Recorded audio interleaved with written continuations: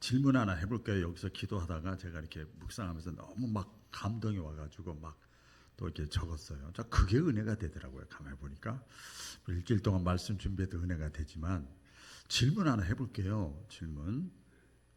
여러분 지금까지 교회 다니고 신앙생활하면서 1년을 다녔던 10년을 다녔던 다녔다 쉬었던 다시 나오든 어떻게 다녔든지 간에 이런 경험하신 적 있으신가요? 경험하신 분이 계실 거고 안 계실 거고 다 할 텐데 예수님이 나의 구원자로 믿어지면서 뭔가 모르게 바람이 어디서 불고 어디로 가는지 모르지만 이렇게 뭔가 하나님이 나를 사랑하고 주님이 나의 죄를 위해 십자가에 돌아가시고 천국과 지옥이 있는 것이 믿어지고 깨달아지고 또 내 죄가 용서함 받은 것이 믿어지고 삶의 목적, 방향, 가치관이 확 갑자기 깨달아지고 막 그러면서 나라는 존재가 갑자기 별 볼 일 없는 존재인 것 같았는데 갑자기 나라는 존재가 소중하게 느껴지고 아멘 좀 해보세요.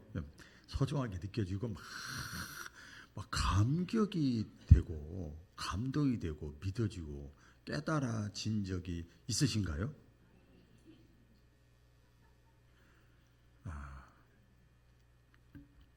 아멘하고 했고 속으로 아멘하고 계신데 만약에 이거 처음부터 재수없는 소리라고 듣지 마시고 만약에 이런 경험이 없이 지금 이 자리에 나와 앉아 있다 그러면 그 사람은 대단한 사람이에요.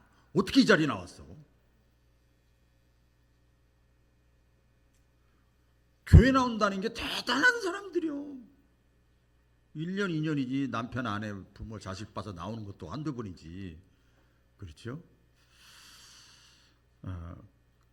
그때 예수님이 내 안에 막 이게 임하는 게 느껴지고 성령님 내 마음속에 막 감동이 되어지고 막 믿어지고 하나님의 사랑이 내 마음속에 딱 이렇게 임할 때요. 그때 어땠는가? 다 또 경험을 또 아멘 하신 분들은 다 아실 거예요. 제 경험상을 보면 너무너무 기쁜 거야. 누가 돈 1,000만 원, 1억 원 준다는 거 게임이 안 돼. 비교가 안 돼. 그런 경험이 있어요. 너무너무 기뻐. 막 그냥 거의 막 환상적이야. 막 너무너무 기쁘고요. 그럴 때. 그리고 세상에 감사하지 않은 게 하나도 없어. 모든 게 다 감사해. 아내에 대해서, 자식에 대해서, 사람에 대해서, 환경에 대해서 불평불만 입이 쭉쭉쭉쭉쭉 엉망이 나왔던 사람이 쏙 들어가 보니까 막 모든 게 다 감사한 거야. 막. 그때 주님이 내 안에 들어올 때 막 그렇게 사람이 막 그런 경험을 하는 거죠. 그리고 다 고맙고 그리고 막 내 자신도 모르게 그냥 스르르르르르르 아니면 콸콸콸콸 아무리 콧물까지 막 감동, 감격, 눈물이 막 나오는 거예요. 근데 막 너무너무 좋은 거야. 근데 이런 경험을 해보셨냐 이 말이에요. 지금 그럴 때 그런 것이 있어요. 그리고 또 이 복합적으로 많아요. 한두 가지가 아니에요. 막 마음속에 그렇게 불안하고 초조했는데 갑자기 막 그냥 어디서부터 나오는 샘물이 솟아나는 것처럼 막 평안한 거야. 평안하고 그리고 또 하나 막 담대한 거야. 막 가진 거 없고 뭐 말 그대로 쥐뿔도 없고 아무것도 아닌 것 같은데 막 그냥 자기가 무슨 대장이나 된 것처럼 말이야. 막 대단한 막 갑자기 자기가 막 대단한 가치 있는 존재로 느껴지는 거야. 자기가 자기 자신에 대해서. 그리고 하다못해 사랑하지는 않지만 북한의 김정은까지도 그 나머지 다 볼 것도 없지 뭐. 나를 대적하고 핍박하는 것도 말할 것도 없지 뭐. 다 사랑스러워? 다 사랑스러워. 다 긍휼히 여기는 마음이 생겨. 그래서 여러분 섬겨 나가는 겁니다. 여러분 생각해 보세요. 사랑하는 사람만 사랑하는 거 그게 주님의 마음이 속에 들어오니까 나가는 거예요. 선교를 나가는 거예요. 그리고 막 찬양이 나오고 입에서 그 다음에 여유가 생겨. 여유. 이런 게 싹 사라지고 그냥 여유가 생기고요. 그리고 다른 사람이 잘 되는 일, 좋은 일 있다고 그러면 진짜 기뻐. 막 좋은 마음이 생겨. 박수 주죠. 그래서 선진국가 사람들은요, 다 그런 건 아니지만 기독교 선진국가 사람들은요, 참 이게 박수가 너무 잘 나와. 남이 조금만 잘못하면 박수를 너무 잘 쳐줘. 그렇죠. 우리나라도 많이 발전됐더라고요. 가끔 TV 볼 때 보면 막 남들이 뭐 잘하고 뭐 저게 막 끝없이 박수를 쳐줘. 막 박수 쳐주고 싶고 막 그런 미운 사람이 하나도 없고, 이걸 두 글자로 뭐라고 그러냐, 이런 그 여러 가지 내적 외적 그 느끼는 것을 행복이라고 합니다. 행복. 할렐루야. 이걸 행복이라고 그래요. 행복. 어떤 행복을 다시 회복할 수 있기를 주의 이름으로 축원합니다. 행복한 사람 얼굴에 다 써 있잖아요. 오늘 설 명절 연휴 기간이고 어제가 설날이었지만은 가정에 이제 채우라라고 하는 것을 제가 묵상을 하면서 행복을 채워야 되겠다. 행복. 내 마음속에 행복을 채우고 가정의 행복을 채워야 되겠다. 그래서 가정의 행복을 채우라 말씀을 했는데 제목을 정했습니다. 신명기 33장 그 29절에 보면 하나님이 선포하셨어요. 딱 선포하셨어요. 이스라엘아, 너희는 행복자로다 그랬어요. 선포하는 거예요. 행복했으면 좋겠다. 행복하게 살기를 원한다. 이게 아니고 이스라엘아, 너는 행복자로다. 이스라엘이라고 하는 것은 나하고 상관없네? 아니에요. 택한 백성, 하나님이 택한 사람, 오늘날로 말하면 예수 믿는 사람, 예수님이 믿어지는 사람은 어떻게 해요? 너는 존재 자체가 너는 행복자다. 아멘. 그리고 더 긍정적인 관점에서 보면 행복하게 살도록 하나님이 우리 인간을 만드셨어요. 그러니까 하나님이 선포하셨기 때문에 우리는 행복자라고 하나님이 내 존재 가치를 만들어 이렇게 선포하셨기 때문에 우리는 행복하게 살아야 될 사명이 있어요. 아멘. 행복하게 살아야 될 당위성이라고 그럴까요? 당연한 거예요. 행복하게 살아야 될 사명이 있습니다. 언젠가 한번 소개를 했는데 이분을 제가 다시 한번 이렇게 준비하다가 더 깊게 이렇게 살펴봤어요. 미국의 대통령 가운데 유명한 대통령이 많은데 행복 대통령이 있어요. 그 25대 대통령 윌리엄 맥킬리라는 사람이 있는데 어떤 기자가 이제 질문을 했어요. 네, 그걸 더 제가 더 소개해 보려고 합니다. 어떻게 해서 당신은 그렇게 행복 대통령으로 이렇게 인정을 받게 됐습니까? 혹시 권력 때문에 그랬습니까? 대통령이 돼서 명예가 있어서 그랬습니까? 물질이 많아서 그랬습니까?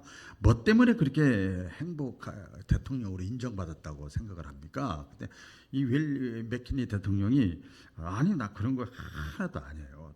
딱 두 가지예요. 그 두 가지 기억나실려나 모르겠어요. 나는 교회에 예배 생활에 최선을 다했다. 예배 생활에 최선을 다했다. 이거 다른 말로 하면, 그러면서 그 보면은 하나님과 친밀한 거, 하나님과 가까이 하는 거, 여기에 나는 우선순위를 뒀다. 그러다 보니까 이제 좀 설명이 나와요. 내가 누군지를 알게 됐고, 내가 왜 살아야 되는지, 삶의 목적이 뭔지, 이걸 내가 발견했다. 예배에 최선을 다하다 보니까. 또 두 번째는 딱 두 가지인데요.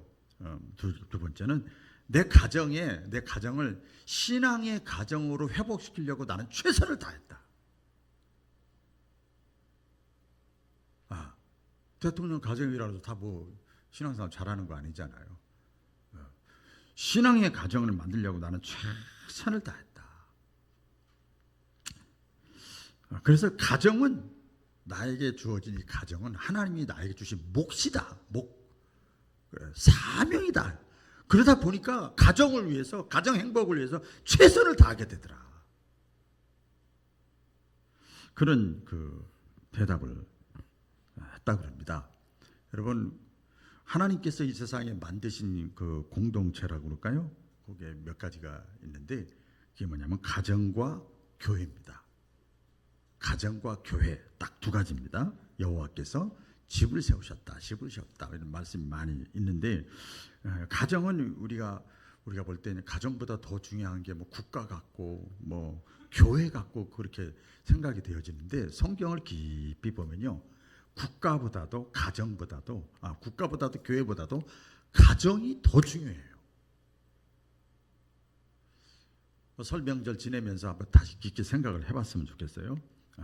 뭐 우선순위라는 측면에서 그렇죠. 천지 만물을 창조하실 때 인간을 맨 마지막에 창조해서 별거 아니냐? 그거 아니죠. 인간에게 초점을 맞춰서 조성을 해놓은 것처럼 또 이 국가나 이 교회보다도 가정을 먼저 만들었다. 초점을 가정에 뒀어요. 가정이 있은 다음에 교회가 있고 교회가 있은 다음에 국가가 있는 거잖아요. 이렇게 세워져 가잖아요. 교회는 언제 세워졌습니까? 예수님이 십자가에 못 박혀 돌아가신 다음에 부활하신 다음에 하나님의 성령이 보혜사 성령이 임하심으로 성령이 거하는 곳 거기가 다락방이라 할지라도 들판이라 할지라도 예수 믿는 사람 성령 받은 사람이 모여 있는 것이 교회예요. 그때 교회가 세워졌죠. 가정은 언제 만들어졌어요? 천지 창조 때 만들어졌어요. 천지 창조 때 아담과 하와의 가정이 대표적이잖아요. 그래서 세상의 시작과 함께 그 가정이라는 공동체가 만들어졌기 때문에 가정이 그만큼 소중하고 가치 있다. 이렇게 우리가 유추를 할 수가 있지요. 자, 그러면 행복한 가정에 대해서 오늘 짧게 묵상을 할 텐데 가정의 행복을 채워야 되는데 가정의 행복을 채우는 그 에너지, 힘, 원동력 뿌리는 어디서 나올까? 어디서 나올까? 오늘 본문 1절에 또 나옵니다. 여호와를 경외하며 그의 길을 걷는 자마다 복이 있도다. 저걸 제가 이렇게 보니까 원뜻을 보니까 여호와를 경외하며 그의 길을 걷는 자마다 그랬는데 걷는 개인마다, 걷는 가정마다, 걷는 교회마다, 걷는 기업마다, 걷는 국가마다 복이 있도다. 이렇게 말씀을 합니다. 여호와를 경외한다. 같이 해볼까요? 하나님을 경외한다. 하나님을 경외한다는 거 성경에 많이 나오잖아요. 또 특별히 잠언서에 하나님을 경외할 때 지혜가 생기는 거예요. 제대로 건강한 신앙인이 되는 거예요. 하나님을 경외한다는 게 뭐냐면 하나님을 안 보인다고 해서 우습게 여기는 게 아니고 가볍게 여기는 것이 아니라 진심으로 하나님이 보이지 않지만 보인다, 내 옆에 계신다라고 마음속에 또 내 생활 속에 내가 의식하고 살아가는 거예요. 여러분 이게 쉽지가 않잖아요. 그런 바탕 위에서 하나님의 그 말씀대로 신앙생활 하려고 막 애쓰는 사람, 이게 하나님을 경외하는 그 사람, 하나님을 경외하는, 하나님을 의식하고 살아가는 그 가정, 하나님을 의식하고 살아가는 그 기업체, 사업체, 하나님을 의식하고 살아가는 그 자녀들, 하나님을 의식하고 살아가는 그 나라, 그 하나님이 그 나라에게, 개인에게, 가정에게 복을 주신다는 거예요. 역설적으로 한번 생각을 해보세요. 자, 이제 조금 뜨끔한 시간이 다가올 겁니다. 자, 역설적으로 반대로 한번 생각을 해봐요. 이렇게 답만 들으면은 여러분 또 그때 뿐일 수도 있잖아요. 만약 우리 가정에 내 삶에 신앙이라는 것이 없었다면, 이런 생각 저는 참 많이 합니다. 내 인생에, 내 삶에, 내 가정에 신앙이라는 것이 없었다면 어떻게 됐을까? 가끔 그런 얘기 하잖아요. 한번 자기 자신에게 도전하는 질문을 해보는 거죠. 자, 보세요. 안 믿는 사람들은, 신앙이 없는 사람들은요, 아시잖아요. 1년에 뭔 제사가 그렇게 많아. 저는 충청도에서 처음에 단독 목회할 때요. 와, 그 제사들이 보니까 며칠 전부터 음식 준비하고 전부 다 직장이고 뭐고 다 내려놓고 다 모여서 밤늦게 정성을 들여서 1년에 몇 차례씩 해요. 제사를 지내요. 1년에 설날하고 추석인데, 자, 이제 조금 뜨거워요. 어제가 설날이었는데 가정예배 드리셨나요?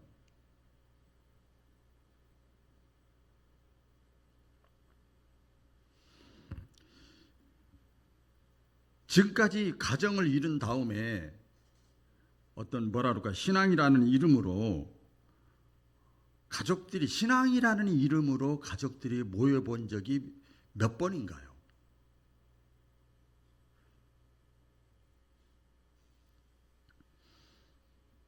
우리 가정에 뭐 가훈이라고 할까요? 우리 가정에 어떤 그 맥을 이끌고 가고 있는 신앙의 전통이 있는가? 신앙의 전통이 있는가? 여호와를 경외하는 가정이 복이 있다고 그랬는데, 우리 가정의 삶, 가족들 전체 구성원들의 밑바탕에 흐르고 있는 어떤 뭐라고 기본 정신이라고 그럴까요? 그 분위기라고 그럴까요? 그게 어떤 것이 흐르고 있는가?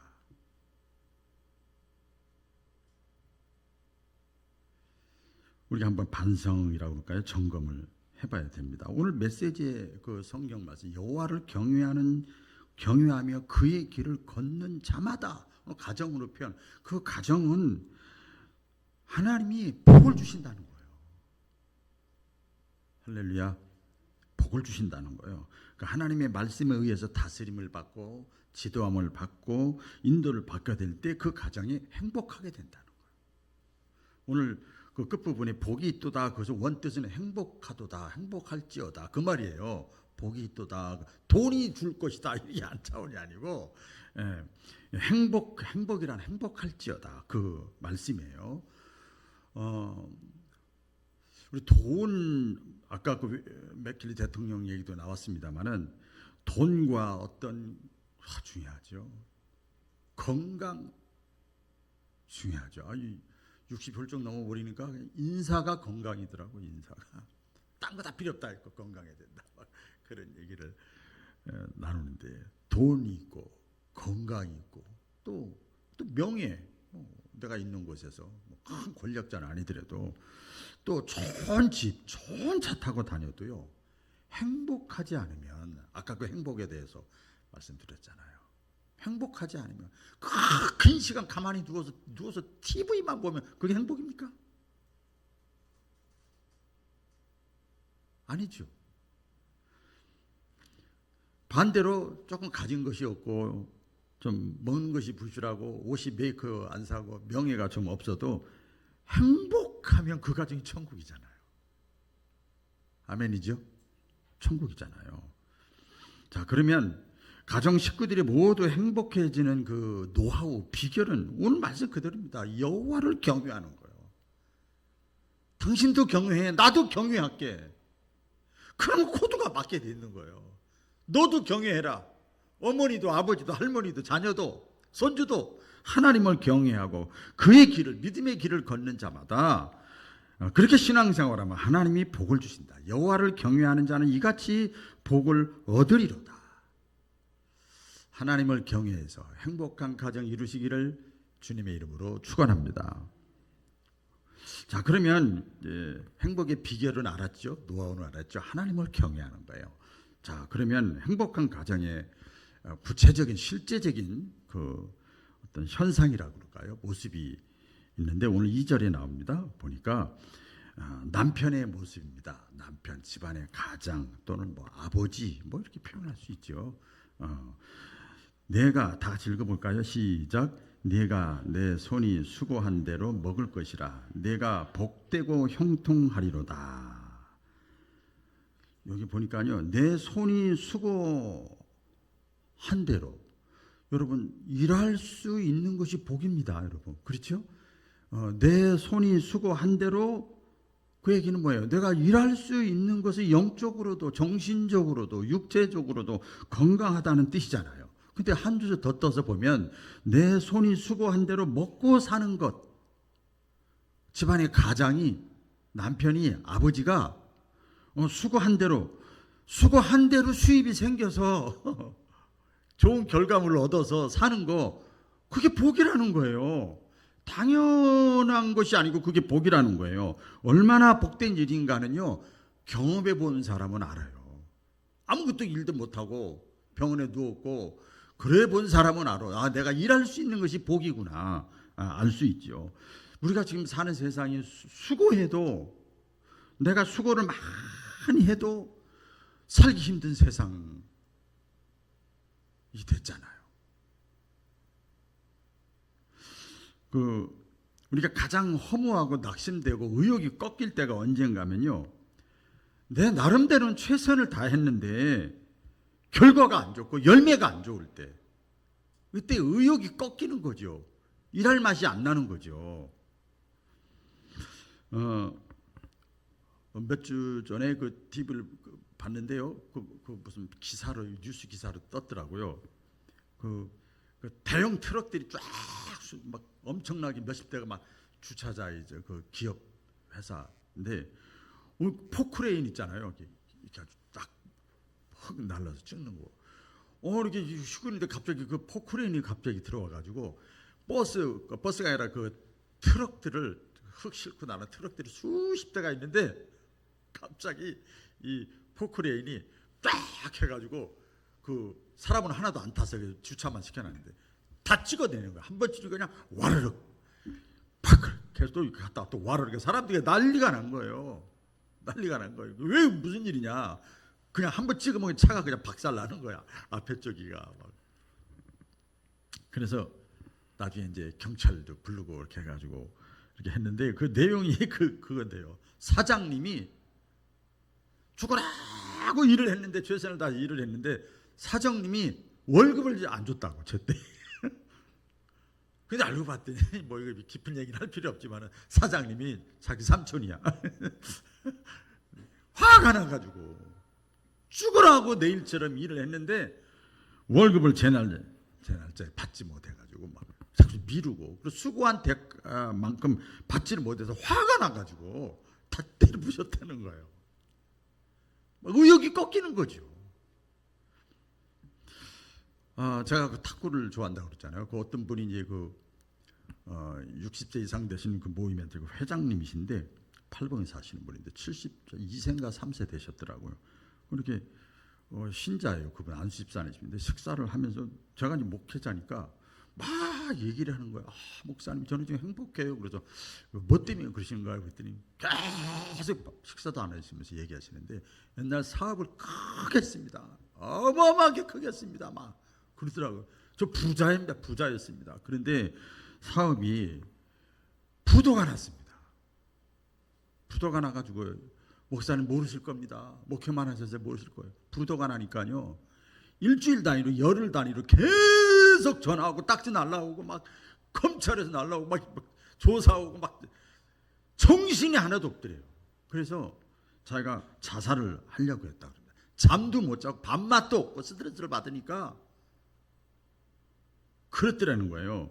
그런데 자살하려고 이렇게 했는데 야, 이거 자살할 힘으로 살아야 되겠다 이런 생각이 들 때 자식들 생각나고 그래서 다시 살았대요. 그렇게 살았는데 자기가 그때 깨달은 것이 있다는 거예요. 지금도 행복하다는 게 뭐냐 그때 저요 라면을 먹어도 속 편하게 잠 편안하게 자는 거, 라면을 먹어도 맛있게 먹는 거 이게 행복인 것 같아요.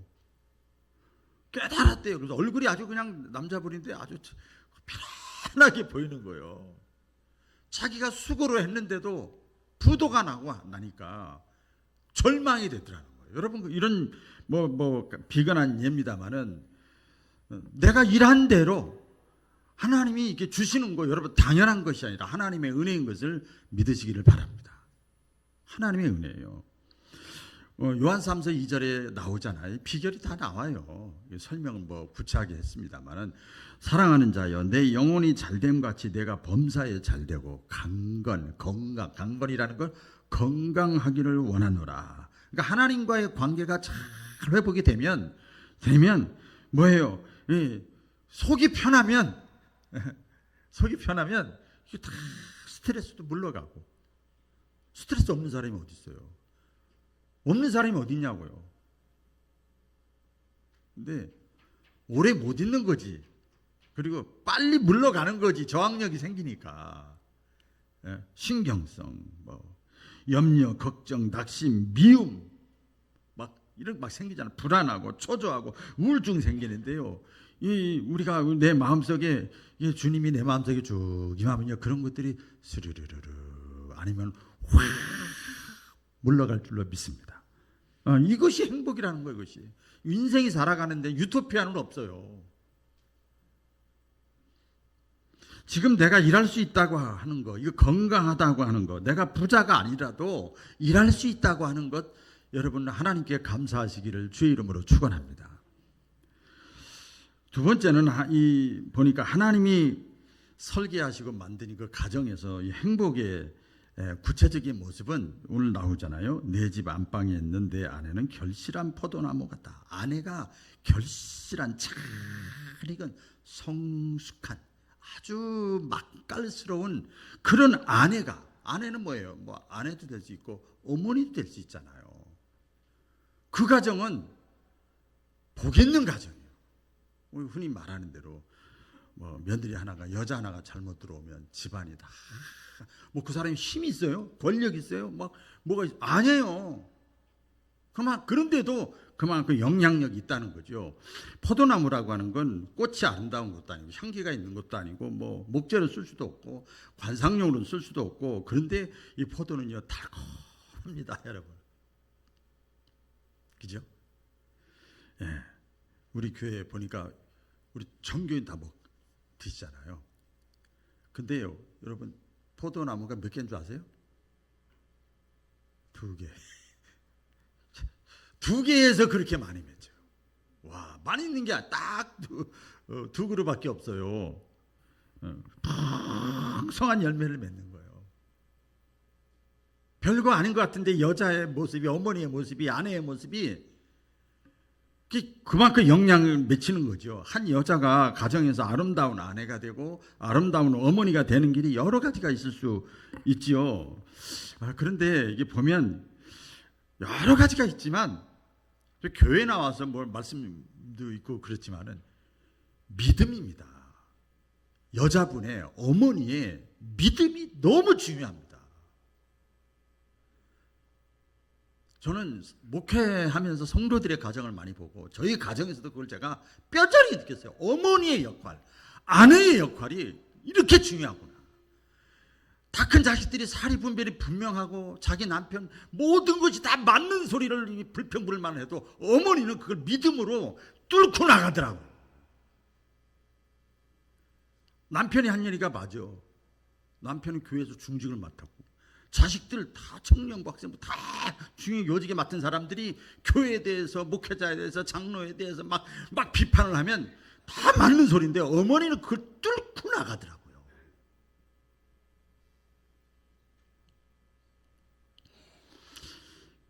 가정의 신앙적인 분위기는 누가 형성하는 줄 아세요? 아빠가 하는 게 아니에요. 저도 보니까 자식들이 전화가 오거나 뭐 저기 하면 저하고는 결론만 얘기를 하지 전부 엄마한테 다 하더라고요. 그 분위기를 다 끌어가는 거예요. 영향을 받게 되는 거예요. 남편이나 아내나 자식들은요, 이 자녀들은요, 어머니의 아내의 영향을 받게 돼 있어요. 여러분 보시면 성경의 예를 보면 아담과 하와 가정 있잖아요. 아담이요 괜찮은 남자입니다. 그런데 하와 때문에 아담이 그냥 현찮은 사람이 돼버렸어. 담백한 인물로 키울 수 있는데 이 성경에 나오잖아요. 아담이 얼마나 순수한지 몰라요. 가정 행복이 실패했지요. 또 신약에도 보면 부부 얘기가 나와요. 아나니아 삽비라 부부 얘기가 나오잖아요. 비극입니다. 둘 다 나름대로 열심히 한다고 했는데 이 보니까 다 우리 요약해서 제가 성경을 올려놨는데 아나니아 삽비라 부부가 있잖아요. 헌금이 필요하다고 해서 냈는데 얼마를 감춰서 냈잖아요. 그래서 물어볼 때 다 이유가 있는데 다 팔은 거냐? 예, 다 팔은 겁니다. 근데 그 속인 것을 알았잖아요. 근데 나중에 와서 아나니아가 죽고 삽비라 아내가 또 왔는데 이것뿐이냐? 다시 물어보니까 자기 남편 죽은 것도 모르고 예, 이것뿐입니다. 그랬더니 뭐라고 그럽니까? 이 사도들이 어찌 여기 그러죠. 여기 나오잖아요. 어찌 너희가 함께 꾀하여 함께 꾀한 거예요. 누가 꾀인 줄 아세요? 아내가 꾀고 아내가 어찌 함께 꾀하여 주의 영을 시험하느냐. 그리고 비극적인 종말을 맞았잖아요. 굉장히 중요한 겁니다. 신약 시대의 그 모범적인 그 신앙생활의 그 샘플이 있습니다. 사도 바울 사역 가운데 보면 누군가 하면 아굴라와 브리스길라 가정, 부부의 가정입니다. 사도 바울의 그 사역 가운데 아주 빼놓을 수 없는 인물이에요. 그래서 사도 바울이 서신서 뛸 때마다 항상 이 사람을 소개하는 거예요. 저도 어디 가서 이제 목회자 코칭하면 교회 얘기잖아요. 다 목회 얘기잖아요. 그러면 꼭 빠지지 않고 다 샘플로 들어가는 사람이 있는 것처럼 꼭 있어요. 아나니 그 아굴라와 브리스길라 그 부부의 가정입니다. 이 사람은요 따로 떨어져서 이름이 안 나가. 항상 보면 같이 나가. 같이 사도 바울의 자랑거리고 사도 바울의 사역의 동역자가 되고 그러다 보니까 자연스럽게 하나님의 동역자가 된 거예요. 여러분 성경에 이름이 쓰여지는 것도 복된 일인데 부정적으로 쓰여진 것이 아니라 긍정적으로 쓰여진 것이 얼마나 복된 일인지 모릅니다. 우리가 한번 점검을 해봐야 돼요. 이제 조금씩 우리 젊은 자녀들의 입장 잘 모르겠습니다만은 아마 지금도 할 겁니다. 훗날 우리의 자녀들이 우리 부모에 대해서 뭐 기록을 하거나 아니면 뭐 말을 할 때 어떻게 우리 자녀들이 우리 아버지에 대해서 우리 특별히 어머니에 대해서 뭐라 그럴까? 저도 많이 했잖아요. 뭐라 그럴까? 우리 어머니의 우리 부모님의 사랑과 믿음의 감동을 받았다. 이런 말들이 구전으로 막 전달이 돼가지고 막 그런 자녀들 후손들이 될런지 아닌지 우리가 한번 자신을 장악합니다. 어떻게 보면 아내나 어머니는 겉으로 보면 힘이 없어 보이지만 시간이 흐를수록 강하더라고요. 이게 우리 다 느끼죠? 시간이 흐를수록 강해. 왜 그런가 봤더니 이게요 소나기가 아니요. 한 방울 뚝 한 방울 가랑비에 옷 젖는 것처럼 생활 전반에 걸쳐서 다 관여하니까. 그래서 아내나 어머니의 이 믿음은 시간이 지나면 온 가족들에게 영향력을 끼칩니다. 다 영향력을 끼치는 거예요. 그래서 기도하는 어머니, 아내가 있는 가정은 하나님이 반드시 도우신다는 거예요. 뭘로? 울타리로 도우시고 산성으로 도우시고 마귀가 한 길로 왔다가 일곱 길로 도망가게 만들어. 야 정말 온 자식들 남편까지 먼 식구들까지 다 모여서 어머니 하나를 막 이렇게 하는데요. 야 딱 버티니까 그냥 튀겨나가더라고요 다.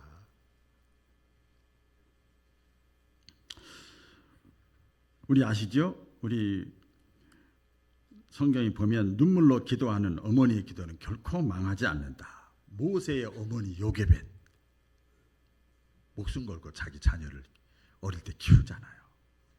알아듣든 못 알아듣든 신앙으로 키우잖아요. 사무엘의 어머니 한나. 그렇죠? 하나님이 주시면 하나님께 바친다는 거예요. 죽을 각오하고 그때 사회적인 상황 속에서 약혼도 안 하고 결혼도 안 했는데 자식을 낳으면 죽을 수도 있는데 각오하고 예수님이 잉태한 예수님의 어머니 마리아. 우리 기독교 역사 가운데도 보면 성 어거스틴의 어머니 모니카라는 사람 자식을 회개시키기 위해서 자기가 회개하는 거예요. 평생 무릎이 닳도록 기도하는 거예요. 자식을 대신해서. 저도 자식이 있지만요. 자식 말 다 들으면 안 돼요.